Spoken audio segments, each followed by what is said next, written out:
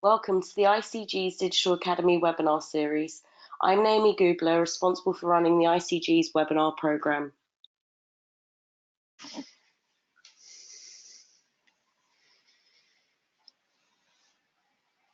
Today's webinar is Confident Speaking, Take That Terrifying Plunge, and will be presented by Dr Annie Pettit.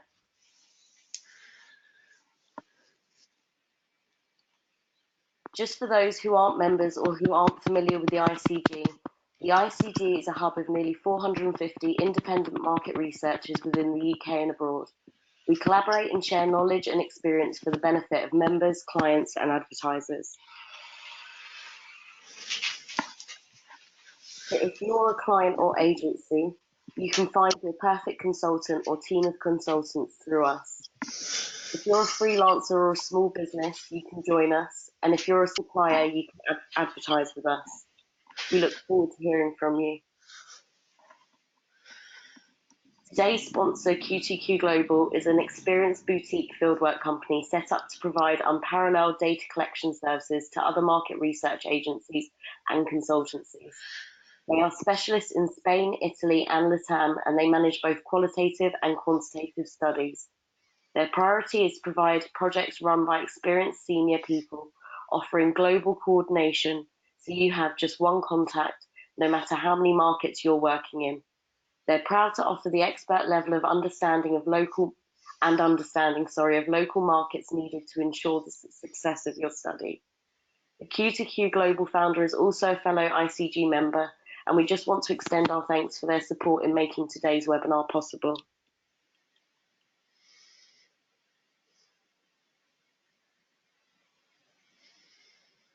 Remember that our webinars qualify for CPD certification, so remember to ask for it if you need one after the session.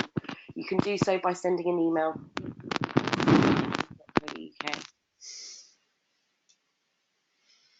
You're able to ask any questions by typing them into the chat box that you'll see on your screens. We'll ask a range of questions out midway through and again at the end of the session. If yours isn't answered, please feel free to email us on admin@theicg.co.uk with that question and we'll get it answered afterwards. If you wish to tweet about this webinar, please do so copying in @theicg. Date for your diaries, our next webinar is on the 20th of November at 11 AM. It's AQR MRS Recruiter Accreditation Scheme, the why, the what, and the how. So now, introducing our speaker for today, Dr. Annie Pettit. Annie is a freelance quantitative specialist and the author of 2 books, People Aren't Robots and 7 Strategies and 10 Tactics to Become a Thought Leader. Annie is also a leading voice in the encouraging of diversity and representation at conferences and across company leadership in our industry. I will hand you over to Annie now.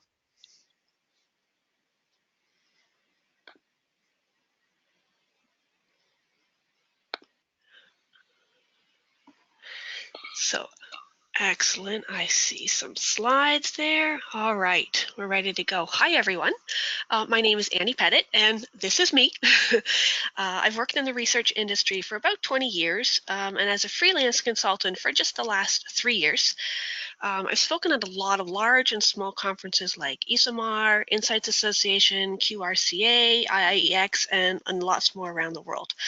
But more importantly, one of my passion projects is helping people begin their own speaking careers, helping them make their first big jump into the speaking world. So with that in mind, there we go. First, I'd like to welcome and congratulate you for making time for yourself today. As consultants, I find that it's really easy to ignore our own development, our own marketing, our own needs in favor of using every available hour as a billable hour. But speaking at conferences is a fabulous way to put yourself out there as an expert in your field, as a person potential clients need to talk to, as a person whose skills and expertise are valuable. So really, speaking at conferences is one way to help you reduce the number of hours you work, because being known in the industry as an expert means you can increase your rates. And because of my passion project, I regularly work with people who have never spoken at a conference before. I've helped about 100 people make their way onto stages for the first time. And I know that nearly every one of them will tell you that speaking at a conference was a huge boost for their career and their business. They will all tell you it was completely worth it, and they were glad they did it. So today I'm really happy to share a lot of quick little tips covering the full spectrum of the speaking experience. So you'll feel a bit more confident about each of the bits and pieces of that process when you make that move yourself. So this is again me. This is the face I get when I sit beside a stranger at a conference and ask them whether they'd like to speak at a conference. Basically, shock, terror, disbelief. And I also get a lot of reasons for why people just can't speak at a conference. But really, these are just excuses, and they're bad excuses. But given that you're listening, I'm assuming that you're willing to consider that these are terrible excuses. So I'm going to help you blast past these in the next half hour. So the big question, one of the big excuses people have is basically variations on the theme of I have nothing to talk about. Well, you are in luck. I'm about to give you about 3.14 million ideas that are specifically relevant to you and your field of expertise. So here goes. I regularly hear people say they can't speak because they have nothing unique to say or that other people have already talked about it. So first of all, if that was true, our conferences would be about 10 minutes long because almost everything speakers talk about isn't new at all. Someone, somewhere, has already talked about it. More importantly, however, is I know for a fact that you do have something new to say. You are a unique person. No one else grew up on your street, with your friends, in your neighborhood. No one else had your grandma, your uncles, your silly cousins. No one else held your part-time jobs or lived with your roommates. Your perspective and your outlook on life is completely different than everyone else's. On top of that, you are a unique person. Your sense of humor, your personality, your demeanor, it's completely unlike anyone else. No one can do you better than you. So if you took my slides right now and practiced them carefully, sure, we might show the same slides, but the audience would come away with two completely different feelings. Some people, they might feel more engaged after my presentation, but other people would feel more engaged after yours. We all reach people in different ways, which means you need to value your personal perspective, your impact on people. So the next obstacle to overcome is that you don't have enough experience in your field to make a valuable contribution. This is also false. Even if you're fresh out of school, you're learning all the rules, processes, standards that everyone in the industry follows. You've been asked to do things that make no sense, and you haven't been asked to do other things that seem really important. You have a newbie experience on work and on your industry, one that is unhampered by years of experience. Every time you question some weird process or lack of process, that is an idea. That could be the title of your talk. It's at least one point in your talk. Maybe your excuse is you're new to the industry, but you've got years of employment behind you. You too have seen weird things and been asked to do weird things. From your perspective, you're still in a frame of mind to see those things as weird. Collect those weird things up. Turn them into a talk. Why do researchers do things this way when I used to do it that way? That is a talk. And if those don't work, let's try this. Notice all the ideas in front of you all day long, every single day. Pay attention to them. We're used to just letting these thoughts ramble in, ramble around, ramble out. The real trick is to recognize that thought and get it out of your head and onto your to-do list. So think back to the last meeting you attended. There were probably a few times when you completely disagreed with someone, but you didn't necessarily speak up about it. That was a great idea.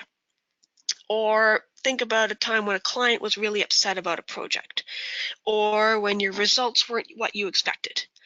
All of these are examples of a larger point and a great speaking topic with a real live example. If that isn't enough, go over to social media. Every Twitter post using your favorite hashtag, every Facebook group in your industry, every LinkedIn post is a spark for you to talk about. Just take one single post and make that your title. Then fill it out with real examples from your own work. You can even reference the original post as inspiration for your talk. Do a nice shout out to that person during your talk.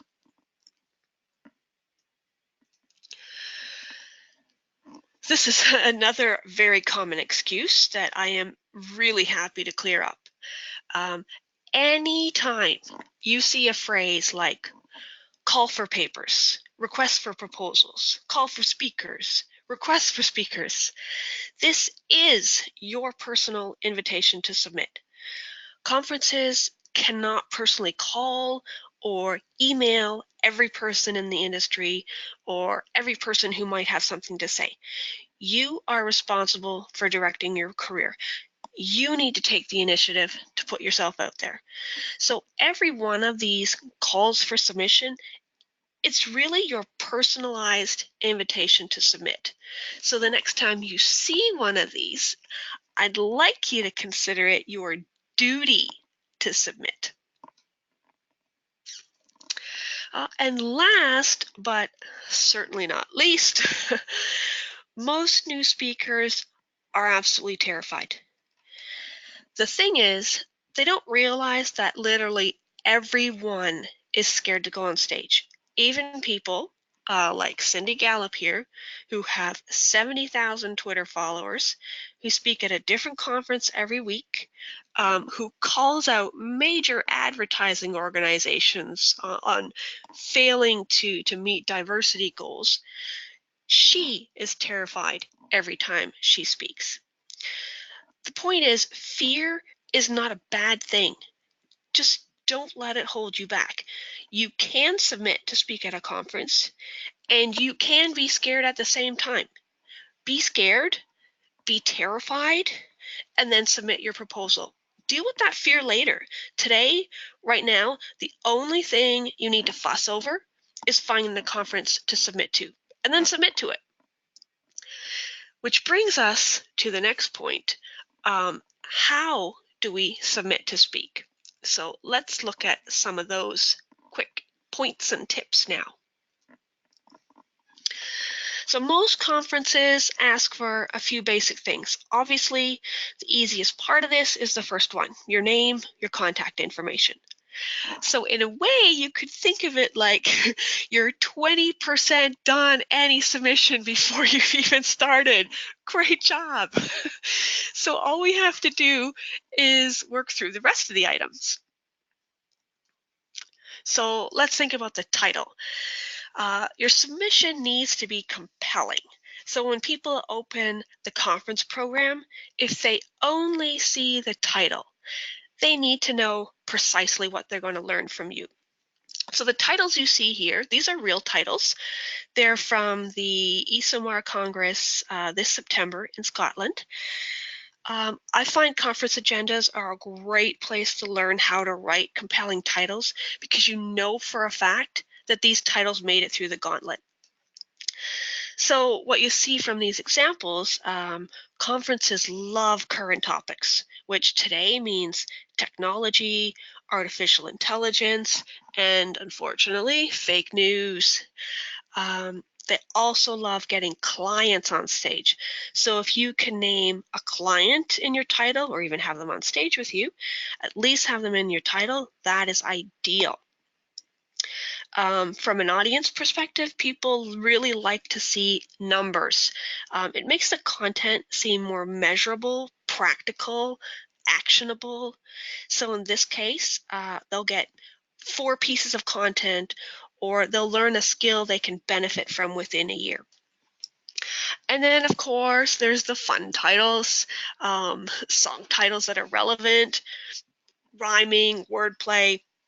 These kinds of things tell people that you're going to be an entertaining speaker, not just educational, but also entertaining.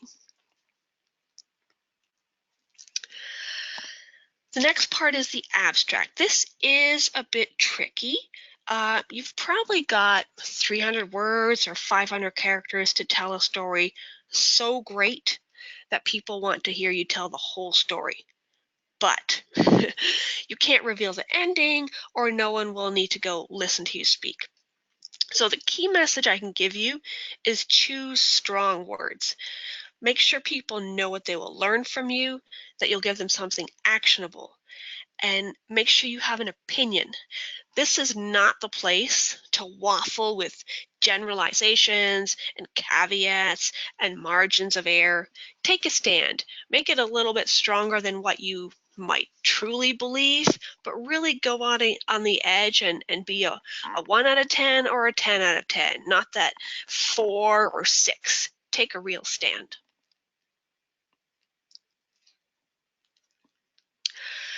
And then, of course, you will have to submit a bio.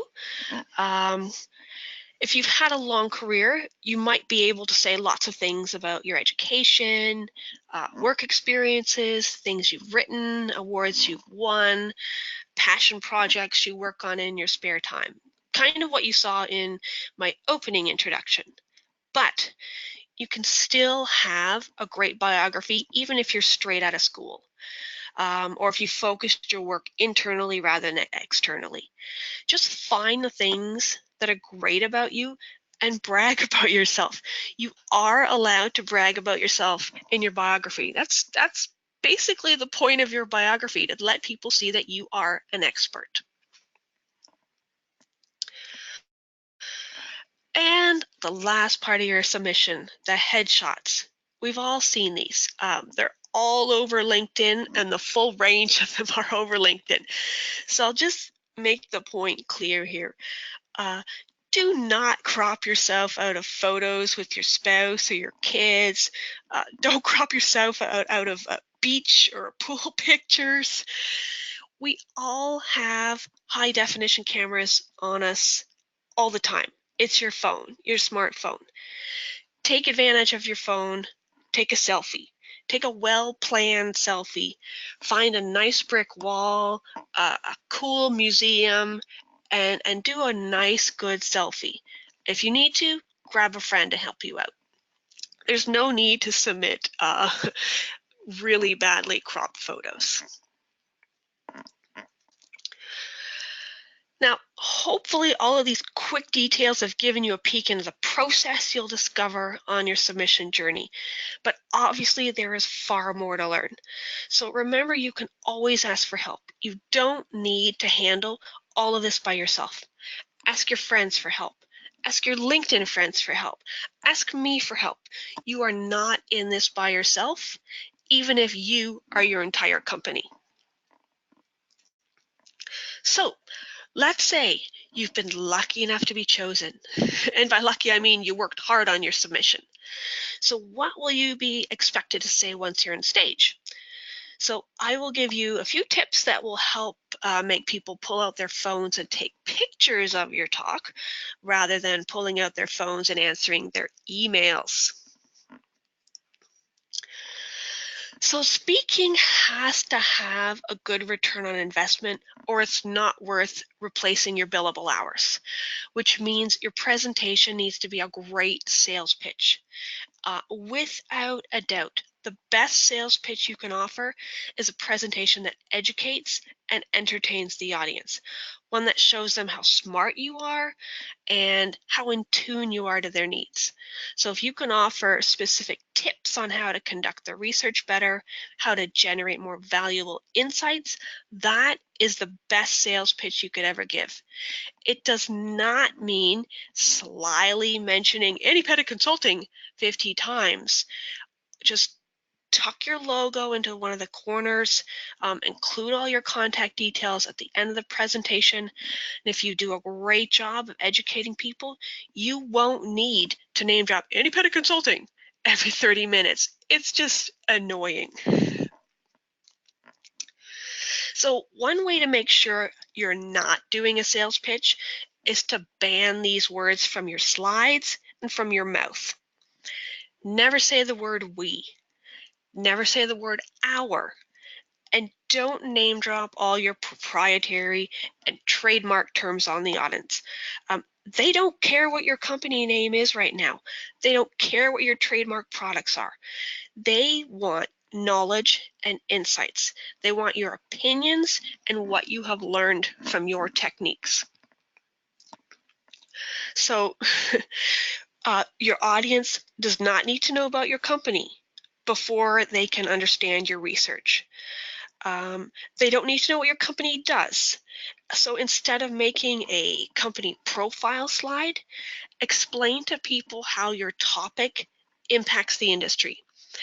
Don't tell us that Annie Pettit Consulting is a business that combines artificial intelligence and eye tracking. Instead, tell us that eye tracking can benefit from artificial intelligence. Strip out the branded content and focus on the educational content. A lot of speakers also feel it's important for the audience to understand their company philosophies. Again, this is completely unnecessary. The audience doesn't need to know that your company believes research should be easy. The audience does need to know that there are ways to make research easy. They don't need to know about your mission to solve problems. They need to know that good tools solve problems. But still, I wouldn't waste my time on those things. Your audience wants you to get to the meat of your talk. Now, when you've finished your presentation, this is the tough part. Speakers have a lot of trouble with this. They don't know what to say, how to end off, and what we often hear is, okay, I'm done, or I guess that's it. That just sounds really unprofessional and poorly prepared.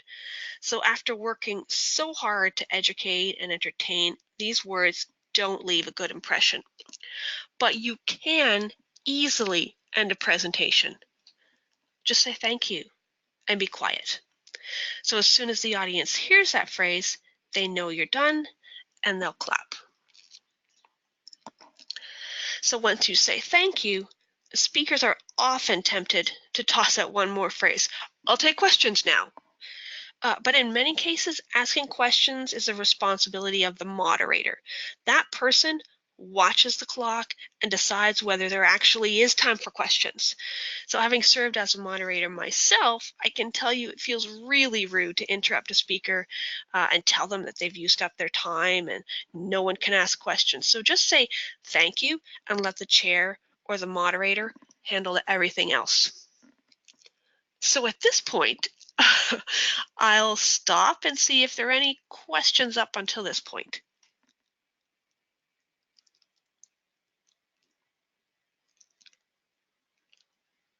Sorry, it took me some time to come back on. We do have a couple of questions at this point. The first one we've got is, do you have any tips for getting over that literal moment of stage fright where you're about to go on?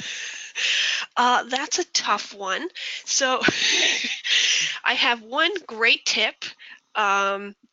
Basically,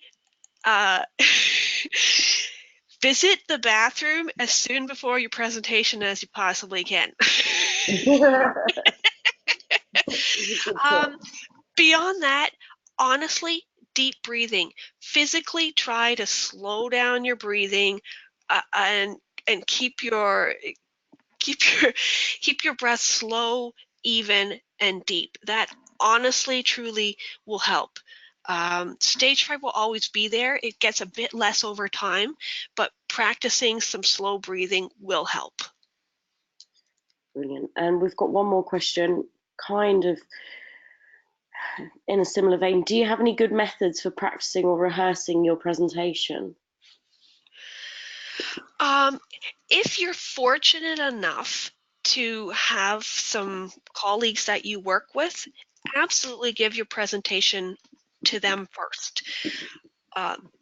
They will be the most kind audience you've ever had, and invite them at the beginning to be critical if you wish, to ask questions throughout, just to give you a better stance on and what it might be like if something unusual happens during your presentation. And your dog would absolutely love to watch your presentation. I've heard this from many people giving their presentation to their pets. Don't feel weird about it. If it's going to help you prepare, go ahead and teach your dog. That's all of the questions we've got at midpoint, so I'm sure there'll be more at the end. Okay. Oh, All sorry, right. we've got one more. Sorry. Any tips for answering questions? Oh, yes. I have one really big, important tip. It is absolutely okay to say, I don't know. My colleague might be able to answer that better than I could. Let's meet during the break to talk about that in more detail. If you need time to think about something, it is okay to take that time. If you do have an answer, then absolutely go ahead and share it. And one more thing, it does occasionally happen that someone will say, how much does this cost? The stage is not the place to take a sales call or a sales pitch. When someone asks you how much or can I buy, that's where you respond with, let's chat about that during the break. So those are my best answering questions tips. I think they're great. Okay, if we continue on with the presentation, and I'm sure we'll have some more at the end. Thank you. Okay. All right, now we will move on and let's see how we go. All right. So now you have physically arrived at your conference.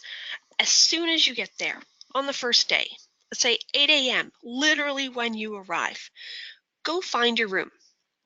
Walk up the steps, walk across the stage, get a feel for it. Listen to the sounds as you walk across the stage. Notice where the screens and the timers are. See if you can find the clicker, and take note of that green play button. It's always the green play button. There's nothing, there's no magic to these clickers. They all have that one big button to click to the next slide.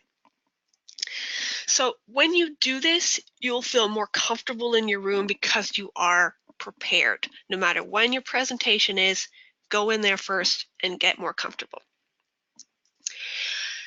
When it is time for your presentation, get there about half an hour early. Make sure your moderator knows you're there, and then go see the AV person. They'll hook you up with a microphone. So with that in mind, make sure you wear a jacket with pockets or a belt or something that's stiff enough to hold a battery pack. And be prepared for them to tuck wires down the back of your shirt. They won't always do that, but they might. So you're hooked up, you can get on stage. Most stages have a podium like this at the front.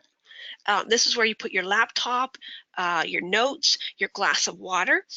But as a new speaker, as any speaker, you do not like this podium because this.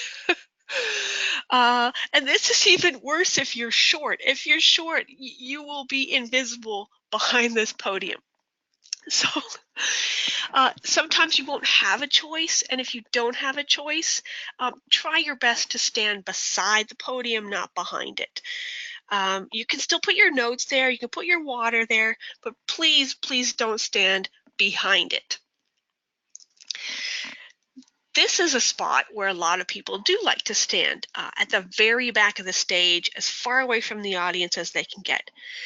But this is not how we talk to our friends. So this is not where you're going to stand at a conference.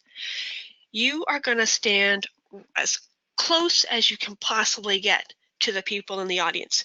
You are going to have a personal conversation with them, personally engage with them.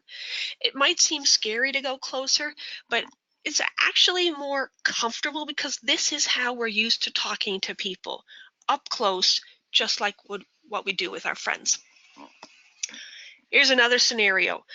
This poor speaker has also chosen a back spot. Not only is it at the back, it's blocking the screen. So if you can, stand off to the side so that people can see the screen. You can walk around the stage, move from side to side, but do your best to stay at the front and out of the main view of the screen. So I run a new speaker track about 10 times now, about 12 people each time. I kid you not, no one has ever dropped their notes or their water. We have had a few sound and slide issues, so it's okay. Prepare for that. Just laugh it off. Everyone in the audience is rooting for you, just like you're rooting for me now. They know that when things go wrong, it's not your fault. If the slides stop working, keep on talking. You still have lots to say, and your slides are not your presentation. They are a supporting feature. If your microphone goes out, your technician is actively working on it. They're already checking their cables and connections, and they'll bring you new batteries or a new headset if they need. Just do a little dance, entertain the audience until the sound is back up. For everything else, just laugh and press on. Beyonce is still worth $400 million, even though she fell on stage. You are okay if something happens. We will still love you. I guarantee it. So to bring that point alive, today is World Mental Health Day. The Market Research Society has done a little bit of research and discovered that 85% of researchers struggle with mental well-being. So I want to remind you that even though you're a consultant and you might feel alone sometimes, you are not alone.